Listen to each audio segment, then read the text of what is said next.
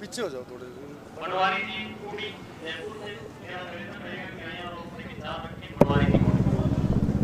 नमस्कार दोस्तों, आज हम मौजूद हैं शाहजहाँपुर बॉर्डर। हमारे साथ कुछ महिलाएं यहाँ आंदोलन से जुड़ी हुई हैं। एक बार राम राम कर दीजिए हमारे साथ दर्शकों को। हाँ, राम राम सा सबने। क्या नाम होगा जी आपका? मेरा नाम डॉक्टर सीमा जैन है, राज्य महासचिव अखिल भारतीय जनवादी महिला समिति, राजस्थान राज्य कमेटी। मैम, आज 28वां दिन है किसान आंदोलन को लेके। सरकार के कान पे अभी कोई भी जू नहीं रही। अजी जू भी रहेंगी और चूहा भी कूदेगा और सारे काम होंगे। इसी मोदी सरकार को नाक रगड़नी पड़ेगी, किसानों के आगे झुकना पड़ेगा और ये जो काले कृषि कानून है ये वापस लेने पड़ेंगे। मैम, 30 से ज़्यादा हमारे किसान भाई शहीद हो चुके हैं अब तक। जी, ये बहुत ही दुखद विषय है। यहाँ पर जो संघर्ष चल रहा है उस संघर्ष में लोगों ने, हमारे भाइयों ने, किसानों ने अपनी जो जान गंवाई है, ये बहुत ही संवेदनहीनता का विषय है मोदी सरकार के लिए कि उनको शर्म नहीं आ रही। उनके देश के किसान, देश का अन्नदाता यहाँ पर सर्दी में दम तोड़ दिया। ऐसे में ये सरकार को जल्द से जल्द इस पे स्टेप उठाना चाहिए और कोई ना कोई फैसला करना चाहिए। जी, आपका क्या कहना है इस?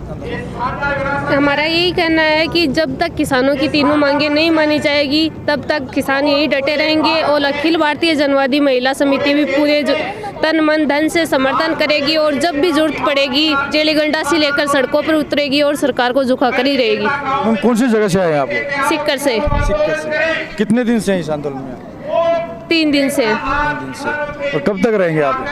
अभी तो हम घर में जा रहे हैं, गाँव में महिलाओं को कहने के लिए, जागरूक करने के लिए, और जब भी यहाँ से नेतृत्व का कॉल आएगा अखिल भारतीय जनवादी महिला समिति पूरे तन मन धन से आएगी और सरकार को झुकाएगी। राम राम। राम राम जी। आप इतनी उम्र में किसान आंदोलन में? इतनी उम्र में नहीं, मैं बहुत छोटी उम्र से किसानों के लिए आंदोलन हुए हैं जो भी राजस्थान में, उसमें अखिल भारतीय जनवादी महिला समिति ज़रूर कूदी है। और मैं अखिल भारतीय जनवादी महिला समिति की राज्य उपाध्यक्ष हूँ, तारा धायल। जब भी किसान कर्जा माफ़ी की मांग को लेके चाहे उतरे, चाहे बिजली की मांग को लेके उतरे, हमने राजस्थान की सरकारों को झुकाने का काम किया है। तो अब जो मोदी जी ने 3 काले कानून बनाए हैं किसान के खिलाफ, तो तीनों काले कानून मोदी सरकार को वापस लेने होंगे और जो न्यूनतम समर्थन मूल्य का कानून उसको बनाना होगा, तभी यहाँ से किसान हटेंगे। तब तक जनवादी महिला समिति का समर्थन साथ रहेगा और जब भी यहाँ से ऐलान होगा तो गांव की गली गली ये जनवादी महिला समिति बंद कर देगी और उसको घुटने टिकवा करके नाक रगड़ के मोदी जी को ये कानून वापस लेने होंगे। इंकलाब जिंदाबाद। मैम, आपके राजस्थान से 165 मंत्री प्लस सांसद जब इलेक्शन लड़ते हैं तो उनके फॉर्म में भरा जाता है किसान पुत्र। उनका मेन पैसा कृषि, और एक भी न मंत्री न सांसद कोई भी आज धरने पे। ये सब किसान की रोटी खाते हैं और किसान के नाम की राजनीति करते हैं।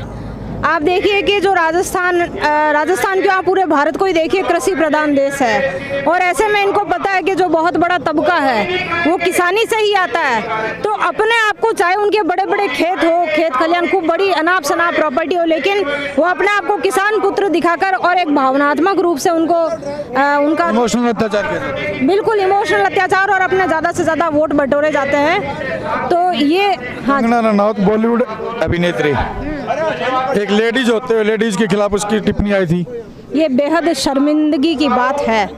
वो ऐसा बोल सकती है, लेकिन अखिल भारतीय जनवादी महिला समिति लूज टॉक की समझ नहीं रखती है कि हम भी उसके बारे में वैसा बोलें, क्योंकि वो महिला है। हम अपनी गरिमा समझते हैं, उसने अपनी गरिमा समझी नहीं, इसलिए ऐसा बोला उसने।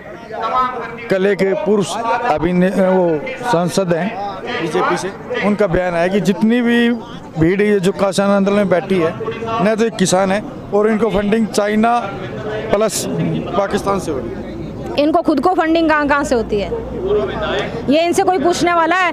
इन्हीं किसानों को भावनात्मक रूप से तैयार करके, इन्हीं के वोट लेकर, इन्हीं के आधार पर पूरे देश में सत्ता पे कब्जा किए हुए बैठे हैं और बयान करते हैं किसानों के बारे में। ये किसान अपना जवाब देना जानते हैं और अच्छे से देंगे। मैम, अभी ये तो चीज़ तो कंफर्म हो गई, क्योंकि पिछले कुछ दिनों से पहले जो हरियाणा सोशल मीडिया प्रभारी थे बीजेपी के, उनको बर्खास्त किया गया है। तो उन्होंने टिप्पणी की है कि 250 करोड़ हर साल सिर्फ बीजेपी की छवि सुधारने के लिए सोशल मीडिया पे खर्च। ये बिल्कुल आप ठीक कह रहे हो। इनकी जो आईटी सेल है वो पूरी तरह से सक्रिय है और आईटी सेल के द्वारा ऐसा माहौल बनाया जाता है। ये सब समझते हैं, ट्वीट करना, उसको ट्रेंड में लाना, सोशल मीडिया पे किसी मुद्दे को हाईलाइट करना, फेक व्यू लाना। ये फेक व्यू और इनका तो पूरा आधार ही फेक है, मैं तो कह रही हूँ। उस बंदे ने यही एक टिप्पणी और की है कि मेरे को हटाने का जो मेन कारण है किसानों के खिलाफ गाना बनाने को बोला था खट्टर सरकार ने, जब उससे मना किया गया तो उसको पद से देखिए इनके खुद के अपने अपने हित होते हैं और आपस में जब इनके हित सधते नहीं हैं तो इनकी गंदी राजनीति है, घटिया स्तर की राजनीति। और किसानों के लिए गाना बनाने के लिए कुछ नहीं हटाया है ना, किसानों के लिए गाना बनाने के लिए हटा देंगे। ऐसे बहुत सारी म्यूजिक कंपनियां हैं जो काम करती है, जो बीजेपी को फंडिंग भी करती है। ऐसा कुछ नहीं है, इनके खुद के ही हित होते हैं जो जब पूरे नहीं होते तो इनको हटाना लगाने का एक काम होता है। अगर यही सुलझी हुई समझ के होते तो हट के घर क्यों बैठे हैं? गाना बनाने से कुछ नहीं होगा, यहाँ पे गाना गाना पड़ेगा किसानों के साथ सड़कों पे बैठ के। जय हिंद।